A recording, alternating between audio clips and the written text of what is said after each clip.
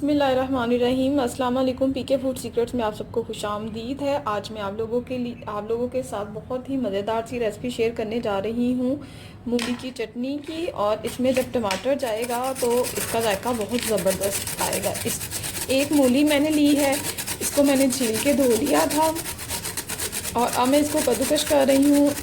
कद्दूकश करने से ज़रा मूली बहुत जल्दी गल जाती है और इजीली ये पक भी जाती है। इस तरह से मैं सारी मूली को कद्दूकश कर लूँगी। मूली को मैंने कद्दूकश कर लिया है। अब मैं टमाटर को कट कर लूँगी। टमाटर आपने बिल्कुल पतले पतले स्लाइस काटने हैं इस तरह से। देखिए, ये बहुत ही मज़ेदार चटनी बन के रेडी होती है। बड़ी डिफरेंट स्टाइल है और बहुत जल्दी ये बन जाती है। ऐसे पतले पतले टमाटर आप कट करेंगे और टमाटर आपका बिल्कुल पका हुआ होना चाहिए, रेड होना चाहिए। इससे चटनी के अंदर टेस्ट बहुत ज़बरदस्त आता है। इसका जो जायका है वो बहुत निकल के आता है अगर टमाटर आपका बिल्कुल ठीक पका हुआ होगा तो। इस तरह से मैंने टमाटर सारा कट कर लिया है और अब हम जल्दी से चटनी की तरफ, इसकी कुकिंग की तरफ चलते हैं। पैन में मैं 1 टेबलस्पून 1 से 2 टेबलस्पून ऑयल डालूंगी। अब मैं इसमें डालूंगी 1 टेबलस्पून अदरक लहसुन। इसको हल्का सा भूनूंगी, इससे इसमें टेस्ट बहुत अच्छा आता है। आंच को मैं तेज़ करूंगी और इस पर मैं अदरक लहसुन को भूनूंगी।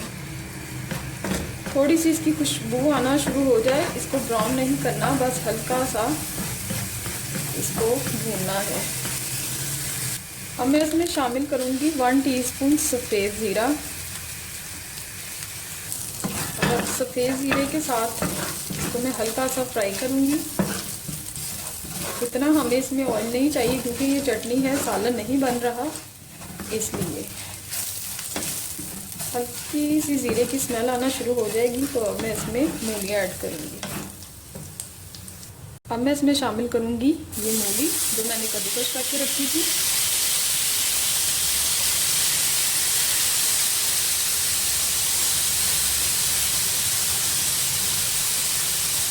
ये मैंने सारी ऐड कर दी है इसमें।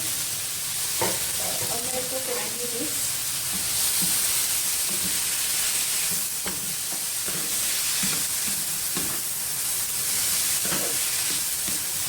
इसको मैं 2-3 मिनट तक इसके साथ पकाऊंगी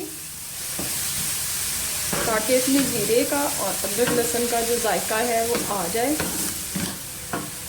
इससे पहले कि मैं इसमें दूसरी चीज़ें शामिल करूं, मेरी तमाम फ्रेंड्स से रिक्वेस्ट है कि प्लीज़ जिन लोगों ने अभी तक मेरे चैनल को सब्सक्राइब नहीं किया, प्लीज़ वो मेरे चैनल को सब्सक्राइब कर लें और साथ बेल आइकॉन का बटन प्रेस कर लें ताकि मेरी आने वाली हर नई वीडियो का नोटिफिकेशन उनको मिल सके।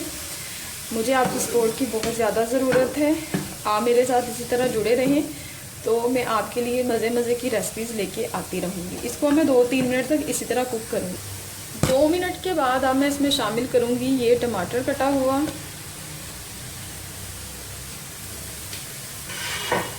और इसके साथ मैं इसको करूँगी मिक्स। और इसके साथ ही अब मैं इसमें शामिल करूँगी नमक हस्बे जायका है। ये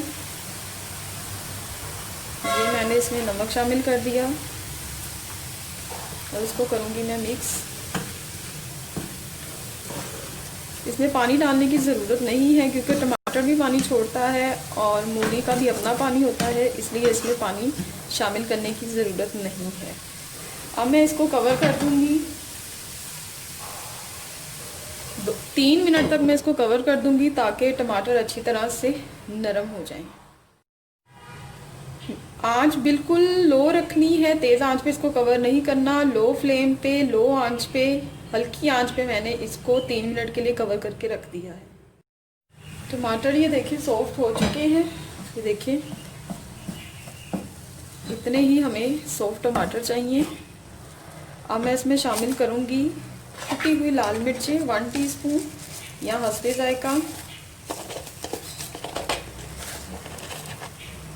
ये देखिए कुटी हुई लाल मिर्ची मैंने इसमें शामिल कर दी है और इसको मैं इसके साथ थोड़ी सी आंच तेज़ करके 1 मिनट तक कुक करूँगी। 1 मिनट हो चुका था तो अब मैंने चूल्हा बंद कर दिया है और इसको अब मैं रखूँगी ठंडा होने के लिए। उसके बाद जो अगला काम है वो इसके ठंडा होने के बाद करूँगी। इसको डालूँगी ब्लेंडर में और पीस लूँगी इसको और अब मैं इसको पीस लूँगी। चटनी को मैंने पीस लिया था, ये देखिए पानी के बगैर इसको पीसा है और इसी तरह से पानी के बगैर ही इसको पीसना है। ये बहुत ही मज़ेदार बन के रेडी हो चुकी है, लेकिन अभी इसमें थोड़ा सा काम और बाकी है। आप चाहें तो इसको ऐसे भी खा सकते हैं, लेकिन इस पे लगाऊंगी अब मैं तड़का और इसके बाद इसका जो टेस्ट है वो बहुत ज़्यादा मज़े का लगेगा। मैं इसमें डालूंगी 1 टीस्पून के करीब ये देसी घी है, इसका टेस्ट बहुत निकल के आता है। और इसमें अब मैं शामिल करूंगी 1 तेज़पत्ता, इसके मैं इस तरह से छोटे छोटे से पीस कर लूँगी और इसको अब मैं इसके साथ फ्राई करूँगी। ध्यान रखना, कीप क्वाइट। और इसके साथ अब मैं इसको ये तेज़ आंच पे मैं इसको 1 मिनट के लिए फ्राई करूँगी। अब मैं लगाऊंगी इस पे तड़का।